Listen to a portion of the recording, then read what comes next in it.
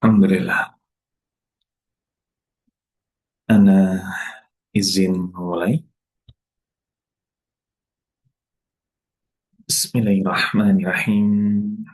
Assalamualaikum warahmatullahi wabarakatuh.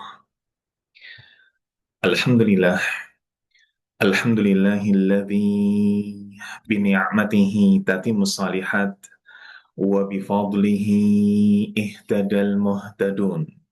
Allahumma salli wa sallim ala habibina wa qudwatina Muhammad sallallahu alaihi wa ala alihi wasallam wa man sara ala nahjihi wa ihtada bihadihi wa da'a bida'watihi ila yaumiddin amma ba'd. Alhamdulillah, ikhwatal iman, ahbakumullah, para jamaah sekalian, saudara-saudaraku yang mencintai sunnah dan dicintai oleh Allah Azza wa Jal. Sungguh sebuah kebahagiaan ketika kita diperjumpakan oleh Allah dengan bulan Ramadan dan kita diberikan rahmat berupa kesadaran untuk memaksimalkannya. Maka ketika kita saat ini sedang berada di bulan mulia tersebut, lalu di pagi hari ini atas izin dan pertolongan Allah Subhanahu wa taala, kita menjadikan nikmat-nikmat yang melekat dalam diri kita untuk duduk bermajelis ilmu, untuk duduk mencatat, bermurajaah, maka tentu saja ini adalah bagian dari apa yang kemudian sebuah upaya mulia memanfaatkan bulan Ramadan untuk ketaatan. Maka semoga bagaimana yang kita laksanakan di pagi hari ini adalah upaya kita untuk menghindarkan dari apa yang disampaikan oleh Nabi Shallallahu Alaihi Wasallam, "Man lam yada' qaul az-zur wal 'amala bihi, fa inna Allah laisa lahu hajah ay yada'a ta'amahu wa syarabah." Seseorang yang ia di bulan Ramadan, yang ia dalam keadaan berpuasa, lalu kemudian tidak meninggalkan perkataan dusta dan perbuatan yang sia-sia, sungguh Allah tidak butuh dengan lapar dan dahaganya kita. Begitu pula bagaimana kemudian duduk bermajelisnya kita. Semoga tergolong dari apa yang kemudian disampaikan oleh Nabi Shallallahu Alaihi Wasallam ketika beliau ditanya, ayyus saimi a'zamu ajra. Siapa di antara orang-orang yang berpuasa yang paling besar pahalanya? Maka Nabi pun Shallallahu Alaihi Wasallam mengatakan, "Aktsaruhum lillahi dzikran," yang paling banyak mengingat Allah Subhanahu Wa Taala. Para jamaah sekalian, di kesempatan pagi hari ini kita hendak membahas tentang apa yang perlu kita lakukan menyambut 10 hari terakhir di bulan Ramadan. Apa yang mesti kita lakukan ketika kita sudah hampir sampai di penghujung Ramadan? Apakah kemudian kita tetap mengalir apa adanya? Atau kemudian kita berusaha untuk menggapai ampunan di penghujung Ramadan? Baik, di kesempatan pagi hari ini, kita akan membahas bagaimana kemudian Lailatul Qadar, bagaimana kemudian definisi dari Allah Subhanahu wa Ta'ala Al-Afu, Zat yang Maha Pemaaf, dan bagaimana pula seruan dalam syariat kita untuk kita pun menjadi pribadi yang pemaaf. Bagaimana kemudian Nabi mencontohkan sifat pemaafnya beliau. Bagaimana kemudian para sahabat mencontohkan kepada kita bagaimana pemaafnya mereka. Dan tentu saja poin terpentingnya adalah apa saja sebab-sebab Allah Subhanahu wa taala akan memaafkan diri kita. Baik. Dalam sebuah hadis dari Ummul Mukminin Aisyah radhiyallahu anha, beliau pernah bertanya, "Ya Rasulullah, ara'ait in waqaftu lailatal qadar ma ad'u?" Wahai Rasulullah, bagaimana pendapatmu kalau aku mendapatkan malam Lailatul Qadar, apa yang harus aku panjatkan?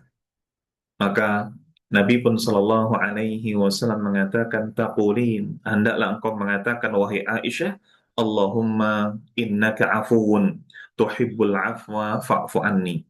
Ya Allah, sejatinya engkau adalah zat yang maha pemaaf, menyukai pemaafan, maka maafkanlah aku. Di sini tentu saja kita harus paham bagaimana kemudian Lailatul Qadar. Apa yang dimaksud dengan Lailatul Qadar? Lailatul Qadar ini adalah malam yang penuh dengan berkah, di mana di malam tersebut Allah Subhanahu wa taala menurunkan Al-Qur'an. Kita semua telah tahu bagaimana dalam firman Allah surat Ad-Dukhan ayat 3 dan juga ayat 4. Allah Ta'ala mengatakan, Inna anzalnahu fi lailatin mubarakatin. Sejatinya, kami menurunkannya dalam satu malam yang diberkahi. Inna kunna mundirin. Dan sejatinya kamilah yang memberikan peringatan. Maka kami turunkan dalam satu malam yang diberkahi, tidak lain tidak bukan adalah malam di bulan Ramadan. Dan tidak diragukan lagi, malam tersebut adalah apa yang Allah Ta'ala firmankan dalam surat Al-Qadr. Inna anzalnahu fi lailatul qadr. Kami turunkan Al-Quran itu di malam Lailatul Qadar. Memang tidak diketahui malam yang mana pastinya. Karenanya Nabi Shallallahu Alaihi Wasallam mencarinya bahkan di awal bulan, beriktikaf di 10 hari pertama, lalu mencarinya kemudian di pertengahan bulan, beriktikaf di 10 hari pertengahan, hingga akhirnya kita ketahui bahasanya beliau pun mengatakan Lailatul Qadar berada di 10 hari terakhir. Maka beliau pun beriktikaf dan beliau pun perintahkan kita semua untuk beriktikaf. Iltamisuha fil ashril awakhir minar Ramadan. Carilah Lailatul Qadar itu di 10 hari terakhir bulan Ramadan. Nabi Shallallahu Alaihi Wasallam pernah mencarinya di awal bulan, beliau pun beriktikaf di sana. Nabi Shallallahu Alaihi Wasallam pernah mencarinya di tengah bulan, maka beliau pun beriktikaf di sana. Tapi ketika kemudian beliau akhirnya menyampaikan kepada kita untuk perintahkan iktikaf di 10 hari terakhir, berarti bagaimana Lailatul Qadar berada di 10 malam tersebut. Sungguh Allah Subhanahu wa taala telah agungkan keberadaan malam ini. Allah Subhanahu wa taala bagaimana menjadikan sebuah surat di dalam Al-Qur'an yang khusus membahas tentang hal ini.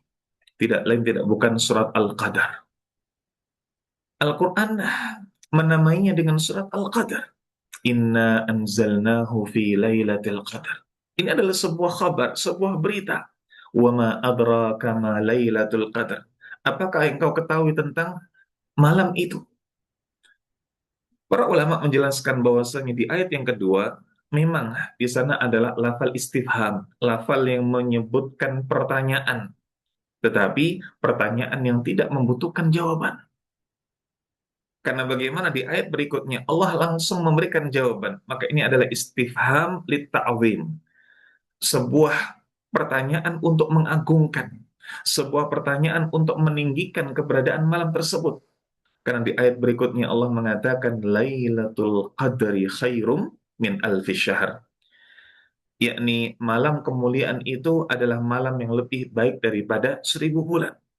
Artinya semua amal soleh di malam tersebut lebih baik daripada pahala amal di 1.000 bulan di luar Lailatul Qadar. Bagaimana kemudian seseorang yang salat di malam tersebut lebih baik seperti seseorang yang salat di 83 tahun lebih 4 bulan. Seseorang yang kemudian dia sedekah di malam tersebut, maka lebih baik seperti seseorang bersedekah 83 tahun 4 bulan.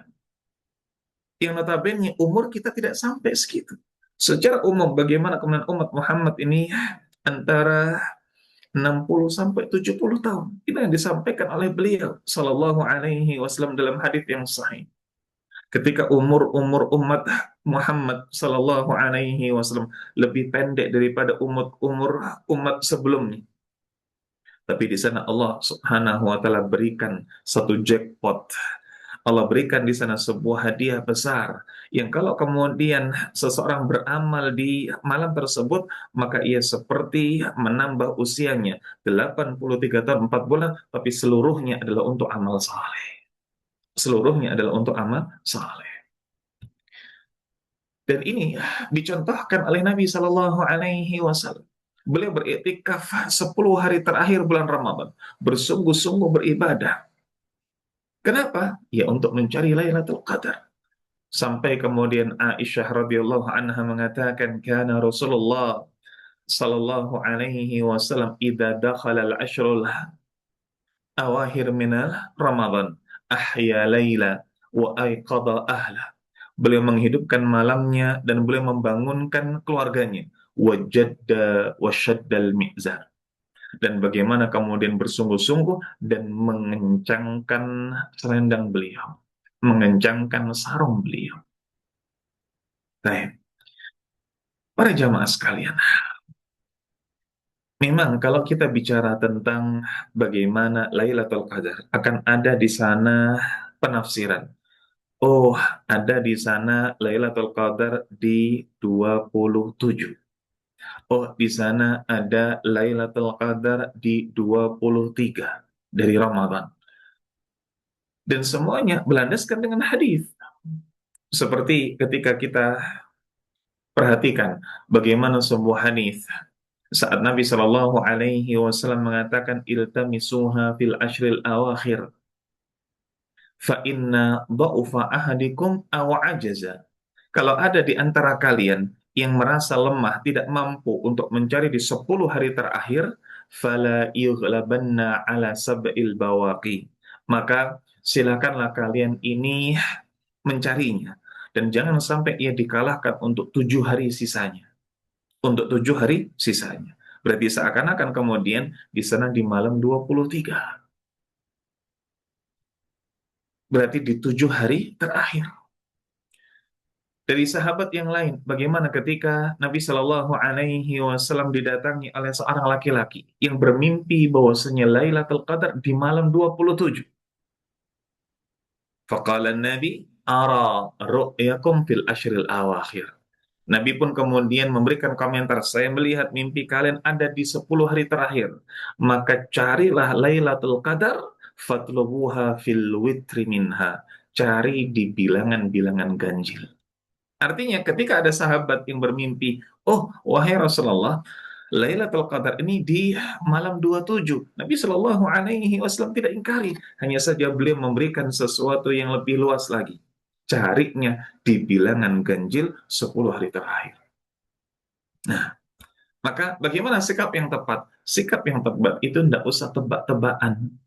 Oh, saya tebak di malam 21. Oh, saya tebak di malam 23. Oh, saya tebak di malam 25. Enggak. Lakukan di seluruh malam 10 hari terakhir. Lakukan. Bagaimana kemudian kita bersungguh-sungguh dalam tarawih. Setelah tarawih kita bersungguh-sungguh untuk tilawah. Setelah itu kemudian kita salat. Kita tilawah lagi, kita salat. Kita tilawah lagi. Kita maksimalkan. Ini. Nabi Shallallahu Alaihi Wasallam telah mengingatkan kita semua untuk tidak melewatkan kebaikan ini. Beliau Shallallahu Alaihi Wasallam berpesan dengan tegas, Inna hadha syahr qad hadarakum. Sungguh bulan ini telah datang kepada kalian. Artinya, tidak kemudian setiap orang bisa merasakannya. Orang-orang yang kemudian sudah berazam, sudah bernadar, saya nanti ketika Ramadan saya akan iktikaf di sini dan lain sebagainya. Tapi Allah wafatkan ia. Maka kita yang telah diberikan kesempatan untuk berjumpa dengan Ramadan, wa fihi lailatun khairun min alfi syahr. Di dalamnya ada malam yang lebih baik daripada 1000 bulan. Maka barang siapa yang terhalang dari malam tersebut, faqad hurimal khaira kullah. Ia akan terhalang dari kebaikan seluruhnya. Kalau kemudian kita ini tidak bisa melakukan kebaikan di malam Lailatul Qadar, seakan-akan kita terhalang dari kebaikan seluruhnya. Na'udzubillah wal iyadzubillah. Baik. Ikhwatal iman, ahbakumullah. Bagaimana malam Lailatul Qadar itu? Bagaimana ketika kita ini hendak menggapai ampunan di penghujung Ramadan melalui Lailatul Qadar. Saya hendak melalui sepanjang malam dengan istighfar, Ustaz. Saya hendak melalui sepanjang malam dengan Sayyidul Istighfar, Ustaz. Saya hendak melalui sepanjang malam dengan istighfarnya Nabi Yunus, Ustaz. Saya hendak melalui sepanjang malam dengan istighfarnya Abu Bakar As-Siddiq, Ustaz. Bagaimana kalau kita hendak menggapai ampunan di penghujung Ramadan? Kita harus bagaimana? Jangan tebak-tebakan. Lakukan ibadah di 10 hari terakhir. Lakukan. Karena tidak ada fungsinya kita tebak-tebakan. Tidak ada yang kemudian bisa menjamin tebakan kita benar. Oh, nanti malam ini Lailatul Qadar. Saya nanti malam akan i'tikaf. Lalu kemudian di malam-malam berikutnya ia pun kendor pada Lailatul Qadar datang di malam-malam berikutnya. Nah, makanya Nabi Shallallahu Alaihi Wasallam di sana tidak menyebutkan dengan spesifik ada di malam kesekian. Beliau hanya menyebutkan alamah, menyebutkan ciri-ciri atau tanda-tandanya. Dalam sebuah riwayat beliau mengatakan Lailatul Qadar, Lailatun baljatun la haratun wala baridatun. Malam itu adalah malam yang notabene terang, tidak panas tapi juga tidak dingin. Bahkan dalam riwayat yang lain disebutkan wala yurma fiha bin najmin. Tidak ada kemudian meteor jatuh. Ini yang disebutkan oleh Nabi Shallallahu Alaihi Wasallam. Tanda ketika di malam hari. Dan bagaimana ketika kemudian bagaimana tanda di malam hari? Bagaimana ketika di pagi hari? Maka disebutkan pula dalam riwayat yang lain, wa yaumiha tatlu'u syams wala syu'a'u laha. Ketika di pagi hari, maka mataharinya ini tidak terik, mataharinya tidak menyengat. Ustaz, sekarang kan kita di bulan bulan musim penghujan. Yang notabene bagaimana pagi hari memang tidak menyengit. Yang memang di pagi hari memang kemudian tidak kita merasakan panas. Ya sudah. Maka ini semakin lagi membuat Lailatul Qadar menjadi sesuatu yang random. Yang kita kemudian tidak ada faedahnya untuk menebak-nebak. Lakukan saja ketaatan dengan maksimal. Betul-betul kencangkan ikat pinggang, betul-betul capekkan badan ketika di 10 hari terakhir Ramadan. Ini. Karena sekarang hampir setiap pagi kita melalui bagaimana matahari ini bersinar tapi kemudian tidak panas. Karena kemudian di sisi yang lain ada mendung dan lain sebagainya. Ikhwatal iman, ahwakumullah. Sungguh, mari kita berdoa sejak sekarang agar diberikan kekuatan, agar diberikan kesehatan, agar diberikan pertolongan hingga kita bisa menjadikan 10 hari terakhir bulan Ramadan semaksimal yang kita mampu. Sehingga kemudian kita bisa sampaikan 10 hari terakhir bulan Ramadan adalah versi terbaik bagi diri saya. Bayangkan ketika kemudian seseorang diberikan tendensi duniawi, iming-imingnya duniawi. Barang siapa yang bersungguh-sungguh di 10 hari terakhir akhir bulan, maka ia akan diberikan gaji seperti 1.000 bulan. Dia akan diberikan mukafaah seperti 1.000 bulan. Dia akan diberikan uang sangu seperti 1.000 bulan. Maka niscaya seluruh orang di muka bumi ini, seluruh orang, yang karyawan, yang pegawai, dan lain sebagainya, niscaya akan semangat di 10 hari terakhir, di 10 hari terakhir bulan tersebut. Ini kalau kemudian tolak ukurnya duniawi.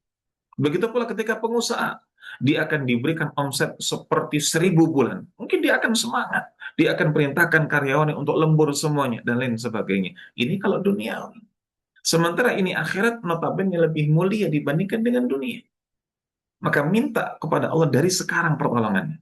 Minta kepada Allah, ya Allah berikan hamba kekuatan, kesehatan, dan juga pertolonganmu untuk kemudian bisa menjadi versi terbaik dari diri hamba, dari diri saya nanti di 10 hari terakhir Ramadan. Apa yang mesti dilakukan? Maka bangun di malam hari, i'tikaf, baca Quran, salat, bersedekah, sampai kemudian apa? Sampai kemudian dalam hal ketaatan-ketaatan lainnya. Nah,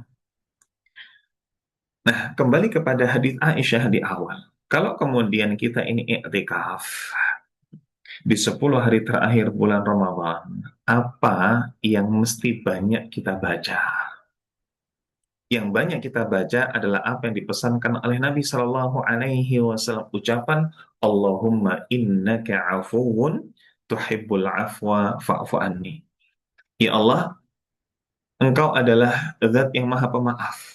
Engkau menyukai memberi maaf. Maka maafkanlah hamba. Maka maafkanlah hamba. Di sini para ulama menjelaskan bahwasanya al-afu ini sesuatu yang apa? Sesuatu yang besar sekali untuk kita.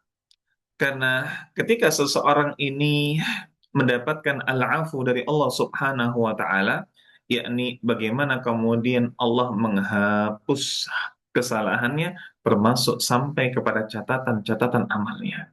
Ada penghapusan di sana, bukan hanya kemudian penutupan, bukan hanya kemudian dihapuskan dosanya lalu kemudian ditutup apanya? Ditutup catatan-catatan dosanya, tapi ini dihapuskan. Ini dihapuskan.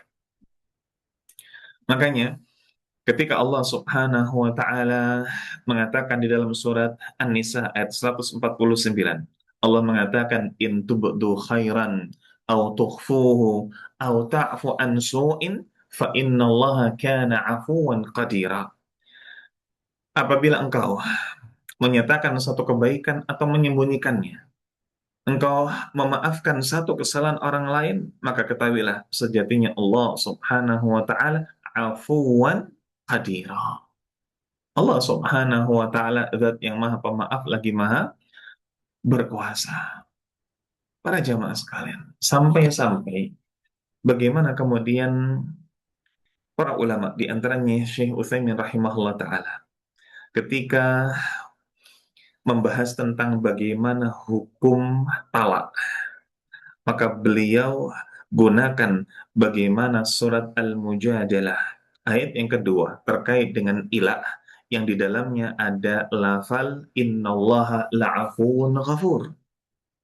Syekh Utsaimin menjelaskan bahwasanya di antara kekeliruan yang dijumpai di masyarakat saat menyatakan bahwasanya hukum talak ini makruh, yakni sesuatu yang apa? Sesuatu yang kemudian dibenci oleh Allah Subhanahu wa taala meskipun kemudian hukumnya halal. Dan ketika dalil yang digunakan adalah talak ini sesuatu yang halal tapi dibenci oleh Allah Subhanahu wa taala. Syekh Utsaimin mengatakan ini adalah hadis yang dhaif karena tidak mungkin Allah ini menetapkan kehalalan sesuatu tapi kemudian membencinya. Maka kalau kemudian ingin menjadikan talak ini adalah sesuatu yang hukumnya makruh, sesuatu yang hukumnya dibenci, jangan menggunakan dalil tersebut, jangan menggunakan hadis tersebut. Lalu hadis apa yang dipakai? Bukan sebuah hadis tapi surat Al-Mujadalah ayat yang kedua. Syekh Utsaimin menjelaskan ketika Allah Ta'ala mengatakan walladzina yudahiruna minkum min nisa'ihim ma hunna ummahatuhum in ummahatuhum illa allai waladnahum wa innahum la yaquluna munkaram minal qawli wa zura wallahu la'afu wa innallaha la'afuwun ghafur. Ini bagaimana tentang seseorang yang memvihar, afwan, bukan mengilah, seseorang yang memvihar istrinya di antara kalian. Ini kisah tentang Khawlah bintu Tha'labah yang kemudian datang kepada Nabi Shallallahu Alaihi Wasallam untuk mengadu bahwasanya dirinya telah divihar oleh suaminya. Ini suami dari Khawlah bintu Tha'labah, Aus ibnu Samit, saudara dari Ubadah ibnu Samit. Maka di sana Khawlah bintu Tha'labah ketika mengadu, bagaimana saya yang notabene telah dizihar, disamakan punggung saya dengan punggung ibunya. Yang di zaman dahulu, ketika kemudian seseorang ini menzihar istrinya, itu adalah muqaddimah talak. Itu adalah muqaddimah talak. Maka Khawlah bintu Tha'labah khawatir, dirinya ini sudah tidak lagi halal bagi suaminya. Sehingga kemudian ia mengalami ketakutan. Kalau kemudian saya berpisah dengan suami saya karena viharnya suami, lalu anak-anak ini ikut dengan suami, saya khawatir bagaimana kemudian pendidikannya. Kalau kemudian anak-anak ini ikut dengan saya khawatir bagaimana kemudian perutnya. Ini disebutkan oleh para ulama. Maka Allah Subhanahu wa taala menjelaskan bahwasanya zihar tersebut innahum la yaquluna munkaram minal qawli wa zura. Sejatinya zihar itu adalah perkataan yang mungkar dan perkataan yang dusta. Tetapi ingat, hal itu pun tidak menjadikan serta-merta talak. Maka di sini Allah Subhanahu wa taala menjelaskan berbeda zihar di zaman jahiliyah dengan di zaman kaum muslimin. Di zaman jahiliyah mukaddimahnya talak, tapi di zaman kaum muslimin, di zaman Islam tidak lagi zihar menjadi talak. Ia menjadi sesuatu yang sangat bisa diampuni. Maka ditutup ayat tersebut, wa innallaha la'afuwun ghafur. Sejatinya Allah Subhanahu wa taala adalah zat yang maha memberikan maaf lagi maha memberikan ampunan. Digandengkan di sini la'afuwun dan ghafurun. Padahal ghafur kita tahu ini adalah zat yang maha pengampun. Ada maghfirah di sana. Tapi kenapa kok kemudian di sana di double? La'afuwun ghafurun. Sejatinya Allah adalah zat yang maha pemaaf, lagi kemudian maha pengampun. Maka para ulama menjelaskan di sini, karena keduanya memang ada perbedaan. Dan dijadikan satu untuk betul-betul menjelaskan bahwasanya zihar di zaman dahulu, yang notabene ini talak sebagai mukaddimahnya, maka datang di sana Islam, tidak kemudian menjadikan hukumnya sama. Bukan kemudian mukaddimahnya talak lagi, tapi sesuatu yang bisa diampuni oleh Allah Subhanahu wa taala. Jadi dengan membayar apa? Ini dengan membayar kafarah. Maka Allah akan ampuni. Tidak kemudian ia menjadi talak. Wa innallaha la'afuwun ghafur. Allah benar-benar akan memberikan ampunan. Nah, maka para ulama kemudian merinci di sana perbedaan antara al-afu dengan al-ghafur.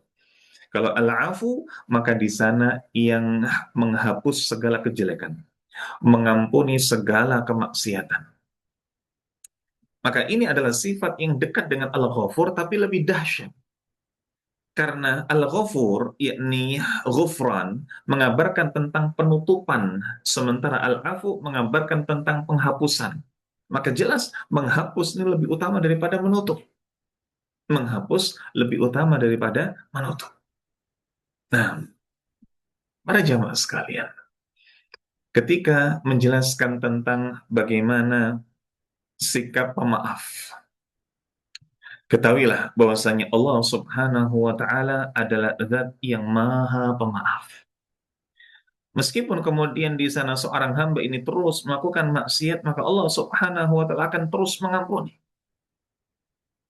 Allah akan terus memberikan yakni pengampunan. Allah Subhanahu wa taala masih terus akan membuka lebar-lebar ampunannya selama kemudian nyawa masih belum sampai kerongkongan. Disebutkan di dalam hadis Nabi Shallallahu Alaihi Wasallam mengatakan, Inna Allah yabsutu yadahu bin nahar liyatuba musi'ul lain. Allah ini membentangkan tangannya di siang hari untuk menerima pertobatan bagi para pendosa di malam hari. Sebaliknya, dan Allah Subhanahu wa taala pun juga membentangkan tangannya di malam hari untuk menerima pertobatan para pelaku dosa di siang hari. Terus demikian. Terus demikian. Ini Allah Subhanahu wa taala. Maka Allah pun juga perintahkan nabinya untuk memaafkan dari kaum muslimin. Seperti ketika dalam surat Ali Imran ayat 159, Allah Subhanahu wa taala langsung kemudian sampaikan kepada Nabi, fa'fu anhum wastaghfir lahum. Karenanya maafkan mereka dan mohonlah ampun bagi mereka. Nabi Shallallahu Alaihi Wasallam diperintahkan untuk memaafkan. Maka Allah Subhanahu wa taala sudah menjadi zat yang maha pemaaf. Allah Subhanahu wa taala perintahkan nabinya sallallahu alaihi wasallam untuk menjadi rasul yang pemaaf. Maka ditambah lagi bagaimana Allah perintahkan kita semua kaum mukminin untuk memaafkan kesalahan-kesalahan saudara kita. Dalam surat Asy-Syura Allah taala mengatakan wa jazaa'u sayyi'atin sayyi'atun mithluha. Dan balasan dari sebuah keburukan adalah keburukan yang serupa. Faman 'afa wa aslaha fa ajruhu 'ala Allah. Tapi barang siapa yang kemudian saat ia diberikan satu keburukan, dia tidak membalas dengan keburukan yang serupa, dia justru 'afa, memaafkan. Bahkan wa aslaha, dia pun berbuat baik. Fa ajruhu 'ala Allah. Maka pahalanya adalah tanggungannya Allah. Pahalanya adalah langsung dari Allah Subhanahu wa taala. Ini, para jamaah sekalian. Allah menjelaskan kepada kita semua bahwa memaafkan adalah sifat orang-orang yang bertakwa. Kalau kita memang ingin dikatakan sebagai orang yang bertakwa, berada di barisan para muttaqin, maka sifat memaaf adalah salah satu sifat yang harus kita miliki. Dalam surat Al-Baqarah ayat 237, Allah Ta'ala mengatakan, wa anta'fu aqrabu littaqwa. Dan engkau memaafkan itu lebih dekat dengan ketakwaan. Nah, para jamaah sekalian, saudara-saudaraku yang mencintai sunnah dan dicintai oleh Allah Azza wa Jalla. Ada sebuah kisah yang menarik, yakni bagaimana ketika Rasulullah Shallallahu Alaihi Wasallam adalah pribadi yang sangat pemaaf lagi pengampun. Beliau memaafkan kesalahan-kesalahan orang-orang yang fasik, orang-orang yang zalim. Ini Abdullah bin Mas'ud radhiyallahu an pernah menjelaskan, "Ka'anni anduru ila Nabi sallallahu alaihi wasallam yahki nabiyyan min al-anbiya." Seakan-akan aku melihat Nabi Shallallahu Alaihi Wasallam sedang menceritakan kepada para sahabat yang lain, yakni seorang nabi dari nabi-nabi sebelumnya, yang mana Nabi Shallallahu Alaihi Wasallam menceritakan kaum dari nabi tersebut memukulnya sampai kemudian dia berdarah, sampai kemudian dia terluka. Maka yang dilakukan oleh nabi tersebut, yamsahudam ala wajhihi, yang mengusap darah yang ada pada wajahnya. Apakah membalas? Tidak. Dijelaskan oleh Nabi Shallallahu Alaihi Wasallam, Nabi yang dijahati, Nabi yang dizalimi seperti itu, hanya kemudian mengangkat tangannya dan mengatakan, Allahumma ghafir li qaumi fa innahum la ya'lamun. Ya Allah, ampunilah kaumku karena sejatinya mereka tidak tahu. Nah, ini adalah gambaran betapa dahsyatnya maaf. Ini adalah sebuah syariat yang bukan hanya dibebankan kepada kita. Ini syariat yang dilakukan, dicontohkan oleh para nabi. Makanya kemudian kita tahu di sana ada nabi ulul azmi yang punya kesabaran luar biasa, mudah memaafkan dan lain sebagainya. Maka ini syariat yang agung. Allah Subhanahu wa taala sendiri adalah zat yang maha pemaaf, maha sabar. Nabi Shallallahu alaihi wasallam adalah rasul yang sangat pemaaf dan juga sangat sabar. Masa kemudian kita yang juga diperintahkan demikian lalu kemudian menjadi pribadi yang tidak sabaran? Lalu kemudian menjadi pribadi yang tidak sabar. Dan Nabi Shallallahu Alaihi Wasallam pernah diperlakukan kasar. Pernah. Sahabat Anas ibnu Malik radhiyallahu anhu dalam sebuah hadis menceritakan pula, kuntu amshi ma'an Nabi Shallallahu Alaihi Wasallam, ketika aku sedang bersama dengan Nabi Shallallahu Alaihi Wasallam, wa alaihi burdun najraniyun.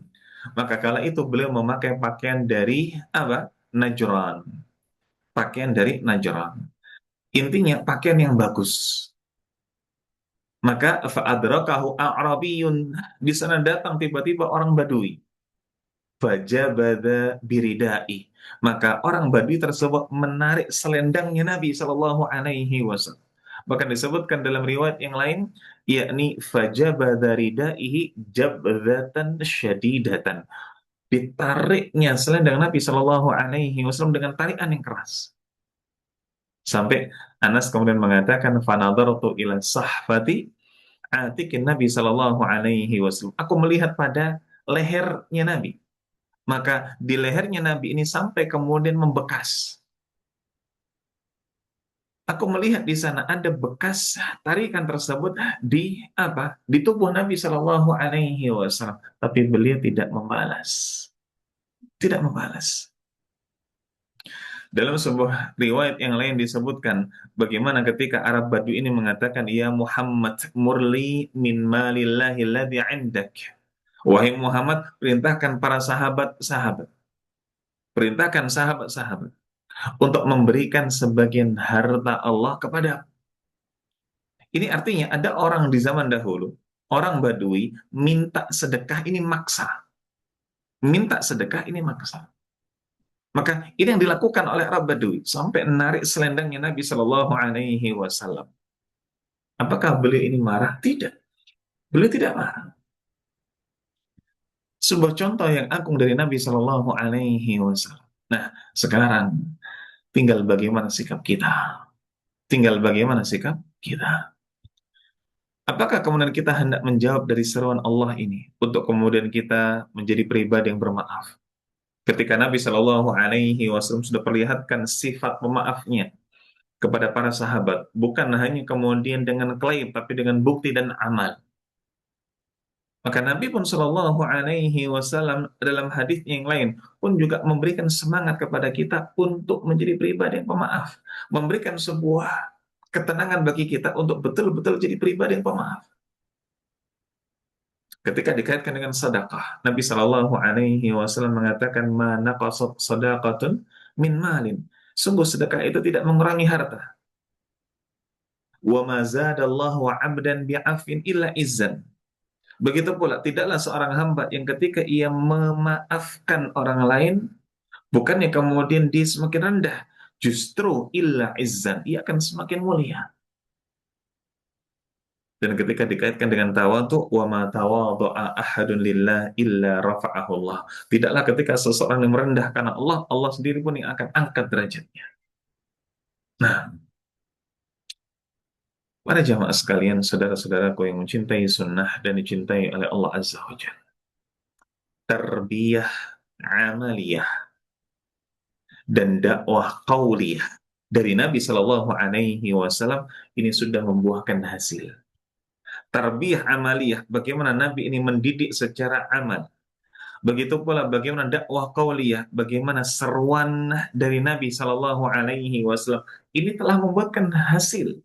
Ini telah menjadikannya sebuah keberhasilan dalam diri para sahabat hingga kemudian memaafkan menjadi karakter mereka. Memaafkan menjadi karakternya para sahabat. Saya, ikhwatal iman, ahbakumullah. Lihat bagaimana kemudian kisah Hudzaifah ibn Yaman. Kisah Hudzaifah ibn Yaman. Di perang Uhud, di perang Uhud, Hudzaifah ibn Yaman jelas berada di barisan kaum muslimin. Dan kala itu, bagaimana ketika suasana sedang berkecamuk. Maka di sana ada Al-Yaman. Al-Yaman ini siapa? Ayahnya Hudzaifah. Ketika Al-Yaman ini ternyata kemudian saat sedang berusaha untuk menyerang musuh kaum orang-orang musyrik, maka kemudian jadilah Al-Yaman ini, ayahnya dari Hudzaifah ini berada di antara mereka, berada di sekeliling mereka, di sekeliling Al-Yaman, di sekeliling orang-orang musyrik. Yang awalnya ini hendak menyerang al-musyrik ini dari belakang. Lalu tiba-tiba kemudian Al-Yaman, ayahanda dari Hudzaifah ini, lalu masuk di tengah-tengah mereka. Masuk di tengah-tengah siapa? Orang-orang musyrik. Makanya ketika kemudian Al-Yaman ini masuk di antara gerombolan orang-orang musyrik, hingga kemudian menjadi bias, menjadi tidak jelas mana yang orang-orang musyrik, mana yang kemudian di sana Al-Yaman. Sampai ketika kemudian Al-Yaman ini melihat ayahnya berada di antara mereka. Sampai kemudian Hudzaifah mengatakan, "Ai ibadallah, wahai ibadallah, wahai hamba-hamba Allah." Ini sahabat-sahabat yang lain. Abi, abi, ada ayahku di sana. Ada ayahku di gerombolan orang-orang musyrik tersebut. Fa wallahi mahtajamu. Demi Allah, jangan kemudian Jangan kemudian kau serang. Karena ada ayahnya. Ada ayahnya siapa? Ayahnya Hudzaifah.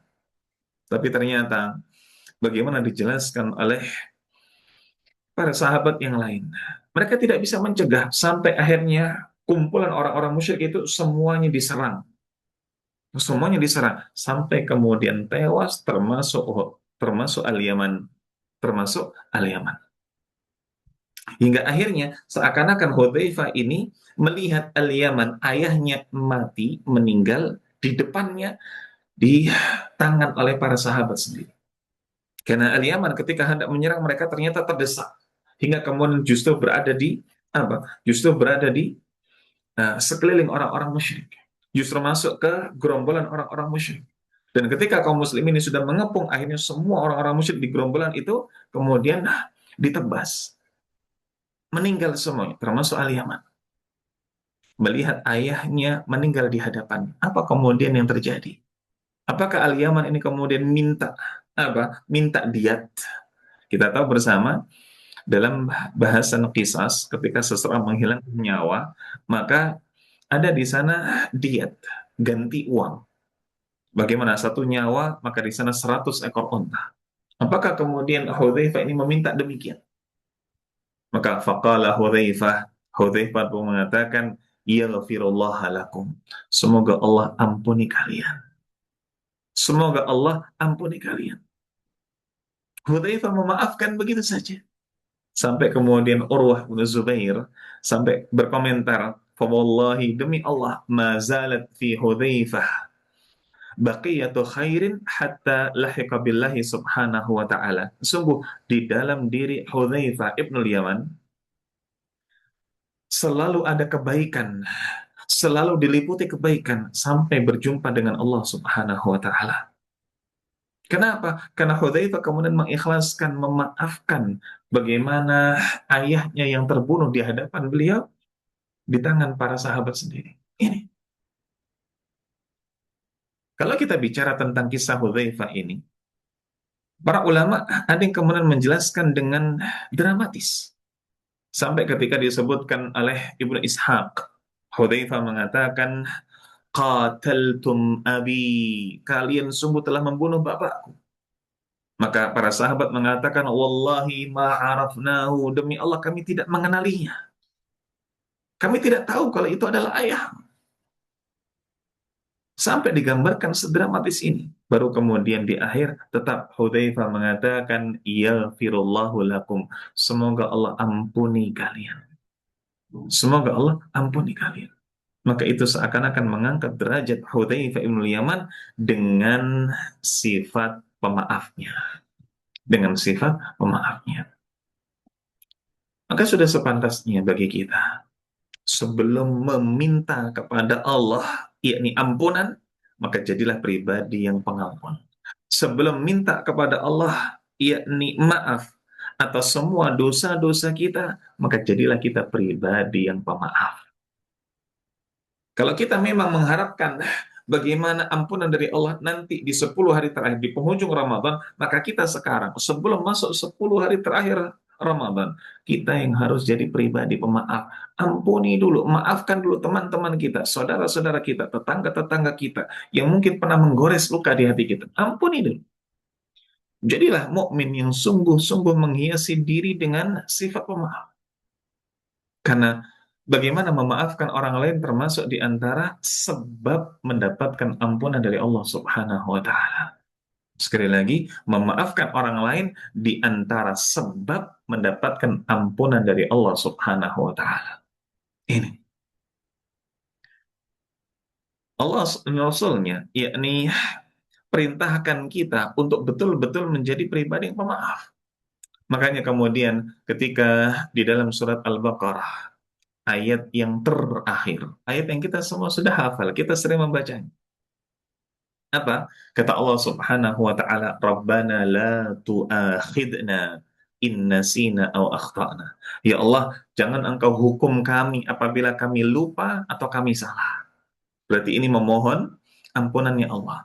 Rabbana la tahmil alaina isran kama hamaltahu 'ala alladziina min qablina. Ya Allah, janganlah Engkau bebankan kepada kami beban berat sebagaimana Engkau bebankan kepada orang-orang sebelum kami. Ini berarti minta kepada Allah apa? Pertolongan. Rabbana wala tuhammilna ma la taqata lana bih wa'fu 'anna waghfir lana warhamna anta maulana fansurna 'alal qaumil kafirin. Maka ya Allah, janganlah Engkau pikulkan kepada kami apa-apa yang kami tidak sanggup memikulnya. Maafkanlah kami, ampunilah kami, dan kasihilah kami, rahmatilah kami. Sejatinya Engkau adalah penolong kami, maka tolonglah kami melawan orang-orang kafir. Akhir dari surat Al-Baqarah ini, yakni surat Al-Baqarah ayat 286, Dijelaskan oleh Ibnu Umar, beliau mengatakan lam yakun Rasulullah sallallahu alaihi wasallam yada'u haula'i da'awat hina yumsi wa hina yusbih. Doa ini, yakni mohon ampun kepada Allah Subhanahu wa taala di akhir surat Al-Baqarah ini adalah doa dan zikir yang tidak pernah ditinggalkan oleh Nabi sallallahu alaihi wasallam hina yumsi, wa hina yusbih. Di waktu pagi ataupun di waktu sore. Tidak pernah, tidak pernah. Selalu Nabi Shallallahu Alaihi Wasallam meminta kepada Allah Subhanahu Wa Taala ampunan dengan doa tersebut. Ditambah lagi kemudian bagaimana doa yang kita tahu dalam Hisnul Muslim atau doa dalam zikir pagi dan petang. Allahumma inni as'aluka al-afiyah fid dunya wal akhirat. Ya Allah, hamba memohon kepadamu afiyah dunia dan akhirat. Allahumma inni as'aluka al-afwa wal afiyah fid dini wad dunyaya wa ahli wa mali. Ya Allah, hamba mohon kepadamu yakni pemaaf. Hamba memohon kepadamu yakni maaf dan juga afiyah, keterjagaan dalam hal agama, dalam hal dunia, dalam hal harta, dalam hal keluarga. Ini dihafalkan betul. Ini harus kemudian antum semua hafal. Maka di antara kemudian doa-doa selain dari hadis Aisyah, Allahumma innaka afuwun tuhibbul afwa fa'fu anni. Apa yang kemudian kita baca di zikir pagi dan petang juga bisa kita baca. Allahumma inni as'aluka al-afwa wal afiyah fi dini wa dunyaya wa ahli wa mali. Mohon maafmu ya Allah. Mohon maafmu, mohon ampunanmu dalam agamaku atau dalam urusan duniaku, dalam keluargaku ataupun kemudian hartaku. Ini. Baik. Para jamaah sekalian, saudara-saudaraku yang mencintai sunnah dan dicintai oleh Allah Azza wa Jalla. Kalau kita bicara tentang pribadi Nabi Shallallahu Alaihi Wasallam, kita sepakat beliau adalah pribadi yang diampuni. Pribadi yang apa? Diampuni. Pertanyaannya, ketika beliau sudah menjadi pribadi yang diampuni, bahkan sudah jelas bagaimana beliau nanti akan mengawali untuk masuk ke dalam surga, diikuti oleh orang-orang du'afa dari kalangan kaum mukminin di belakang beliau. Sudah jelas ini hadis. Tapi ternyata dengan Nabi Shallallahu Alaihi Wasallam yang sudah diampuni dan dijamin untuk masuk surga, bahkan yang membuka kunci surga, maka Aisyah radhiyallahu anha ini pernah bercerita ketika di satu malam, di malamnya Aisyah, ini mabitnya Nabi Shallallahu Alaihi Wasallam di Aisyah, maka Aisyah mengatakan, aku kehilangan beliau di tempat tidur. Aku, kata Aisyah, kehilangan beliau Nabi Shallallahu Alaihi Wasallam di tempat tidur. Maka ketika itu aku cari beliau, dan kita harus paham di zaman dahulu tidak ada kemudian api gelap. Aku pun cari beliau. Maka tanganku, kata Aisyah radhiyallahu anha, menyentuh kedua telapak kaki beliau. Ternyata Nabi Shallallahu Alaihi Wasallam sedang berdiri. Dan ketika kemudian Nabi Shallallahu Alaihi Wasallam sedang berdiri, maka di sana Nabi Shallallahu Alaihi Wasallam berdoa di malam hari.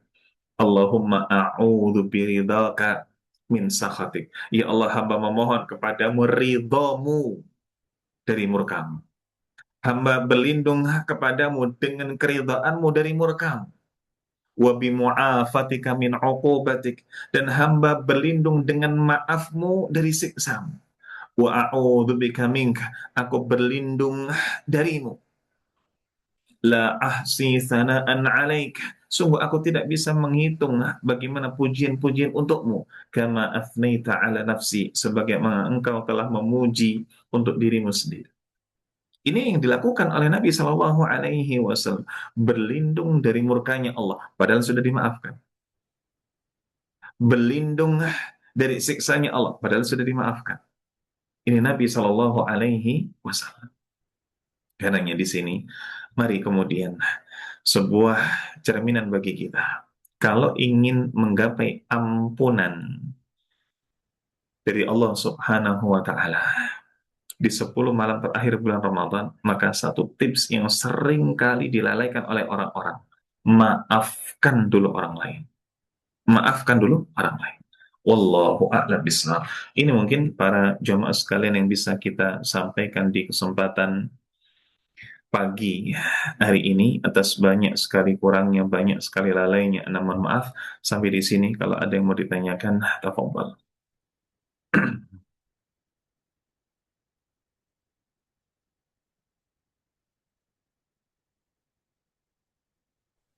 Assalamualaikum warahmatullahi wabarakatuh. Waalaikumsalam warahmatullahi wabarakatuh. Terima kasih Pak Ustadz. Penjelasannya sangat menarik ya dan sangat menyentuh terutama terkait dengan pemaafan. Ah, boleh saya bertanya, Monggo Bapak. apabila seseorang itu telah memberi maaf kepada seseorang yang telah melakukan sesuatu kesalahan, tetapi ternyata orang itu masih saja mengungkit atau mengulang lagi kesalahan yang telah dimaafkan tadi. Bagaimana sebaiknya? Terima kasih. Waalaikumsalam warahmatullahi wabarakatuh. Nggih. Alhamdulillah, salatu wassalamu ala rasulillah wa ala alihi wa sahbihi wa mawalah wa la hawla wa la quwwata illa billah. Bagaimana ketika seseorang ini sudah meminta maaf sebagai pihak yang zalim, maka yang terzalimi sudah memberikan maaf. Yang zalim meminta maaf, yang terzalimi memaafkan. Tapi di beberapa muamalah ke depan, ternyata apa-apa yang sudah dimaafkan oleh orang yang terzalimi ini terkadang diungkit. Terkadang diungkit. Apakah yang demikian ini sesuatu yang boleh? Tentunya apa yang sudah berlalu. Dan ketika di situ berkaitan dengan dosa dan juga pahala, hendaknya dilupakan. Karena ini akan kemudian menjadi variabel yang mengikis keikhlasan. Ketika diungkit lagi, maka bisa jadi keikhlasan ini dipertanyakan. Dia diungkit lagi akan apa-apa yang menjadi dosanya di masa lalu. Maka ada di sana persentase ketika dia mengungkit berarti apa yang dia maafkan belum ikhlas. Ada persentase itu. Meskipun bisa jadi opsi lainnya adalah seseorang mengingatkan supaya betul-betul tidak mengulanginya lagi. Tapi seyogianya ketika sudah berkaitan dengan pahala dan dosa yang telah lalu, diabaikan, tidak diungkit-ungkit, karena ini lebih mengikhlaskan. Nah, di sini ingin pula untuk kita angkat.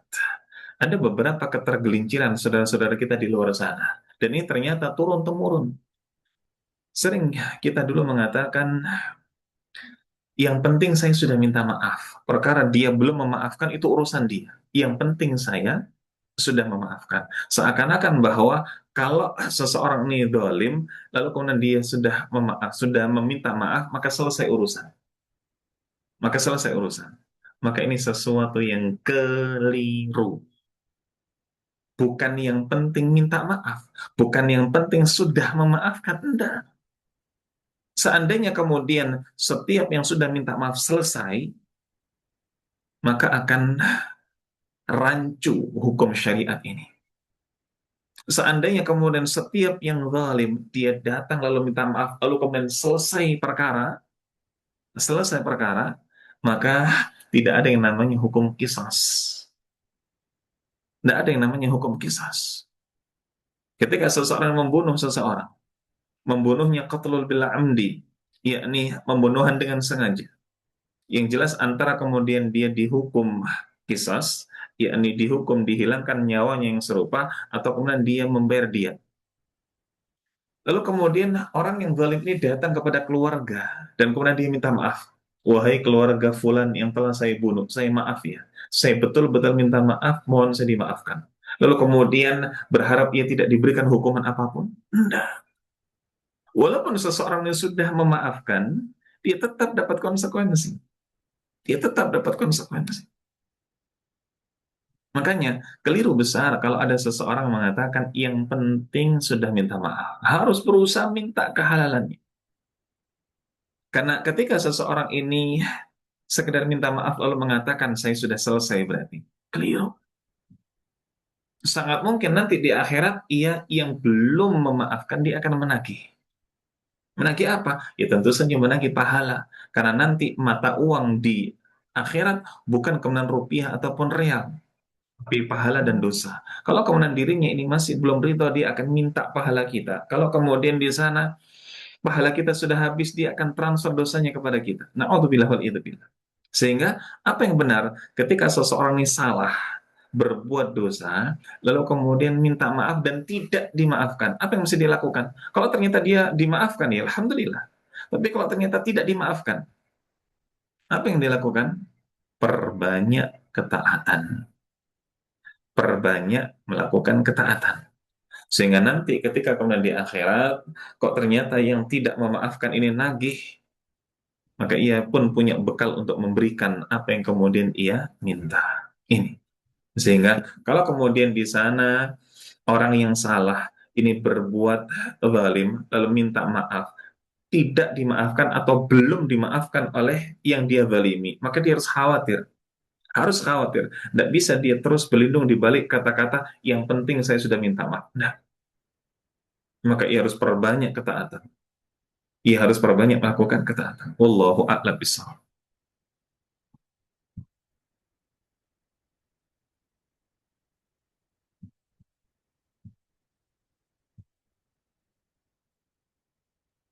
Ada lagi pertanyaan?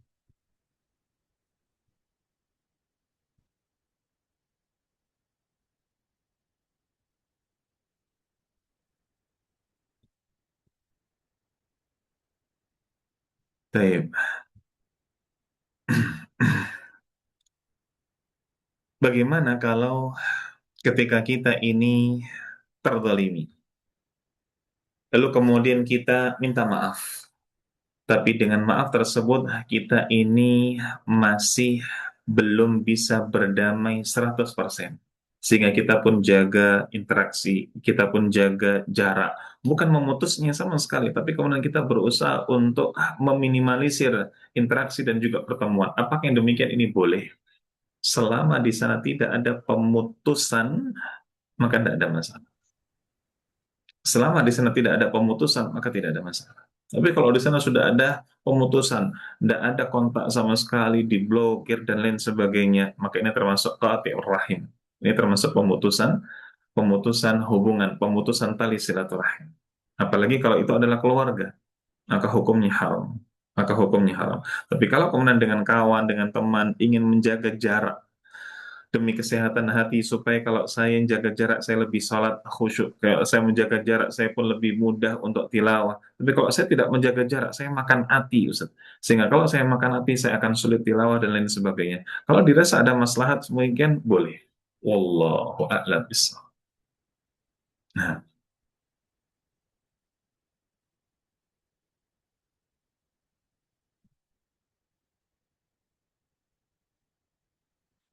ada lagi pertanyaan?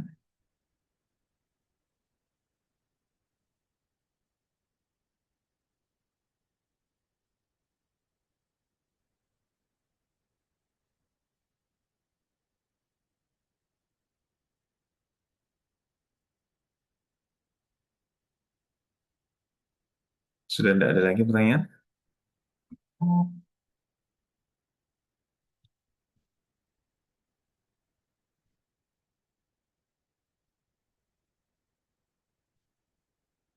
Baik. Kalau tidak ada lagi pertanyaan, maka kita akhiri sampai di sini. Sungguh banyak sekali kurangnya, banyak sekali lalainya. Ana mohon maaf atas apa yang kemudian kita upayakan sebuah ketaatan di pagi hari ini. Maka semoga ini adalah sesuatu yang bisa mendatangkan keberkahan untuk diri dan juga keluarga, sehingga ketika kemudian ada di antara kita, ataupun keluarga-keluarga kita yang sedang sakit, semoga Allah sembuhkan, atau ketika ada di antara kita, ataupun keluarga-keluarga kita yang sedang meminta akan sebuah hajat, semoga segera Allah kabulkan hajat-hajat tersebut, karena keberkahan dari majelis ilmu di pagi hari ini. Aku ma tasma'un wa akhiru da'wana anil hamdulillahi rabbil alamin. Wassalamualaikum warahmatullahi wabarakatuh. Waalaikumsalam warahmatullahi wabarakatuh.